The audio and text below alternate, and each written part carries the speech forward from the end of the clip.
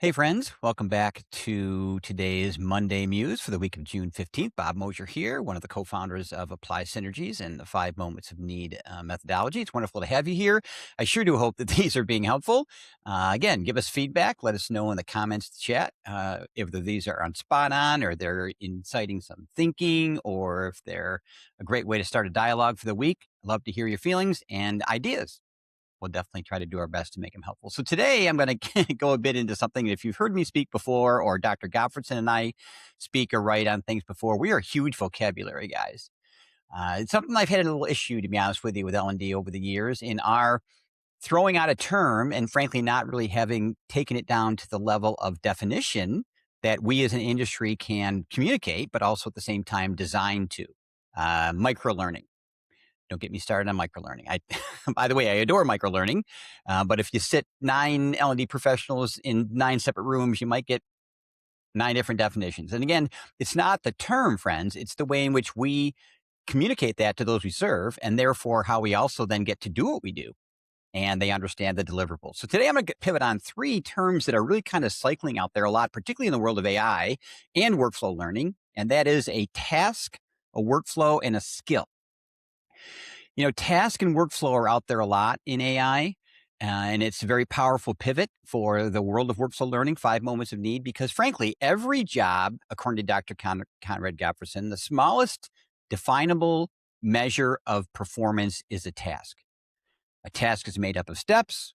It might have detailed steps. It also has supporting knowledge, so we know why we're doing what we're doing. That encompasses a task. Right. And a lot of talk about how to do workflow learning and design. Well, we have to get down to the task level. And we're going to do another Monday Muse on a rapid workflow analysis next time to take this a bit deeper there. But this is what we're trying to achieve and identify, which is what is the task that people perform. Tasks roll up into processes.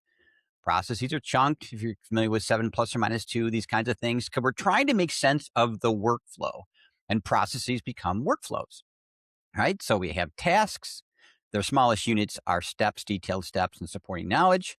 Tasks roll up into processes, and processes become the very sometimes complex representation of the work in what is the workflow. Why is this so important, particularly with AI? Well, friends, it lives in the workflow. It's going to support people in the workflow. There's a lot of musing out there about it being able to understand the workflow. And honestly, I would argue whether or not that's true quite yet, because the workflow is a complicated collection of tasks. It's not a task. It's not driven by a system all in of itself. Right. And it also has a human layer to it that's quite complicated. The politics of an organization, the hierarchy of roles, right? Dependencies, who has tacit knowledge in an organization. These control the workflow as it truly happens in the work. So tasks become workflows based on processes. Now, skill, this is a complicated one, friends. Reskill, upskill. Skills often tend to be very role-based. We're seeing skills libraries. Those, friends, often are not at the task level, or they might be made up of tasks, or they might not even be they might be a combination of what we would call supporting knowledge and the actual work. So there's a lot of blurring in skills and what they tend to be. If we want to do workflow learning effectively, if we want to be relevant to the impact of business, if we want to help AI do what it does best, and we're going to talk more about this as we peel this onion back in future Monday Muses, but we have to be able to get down to the task level in our analysis, not worry about the deliverable, not worry about training or performance support or digital coaches.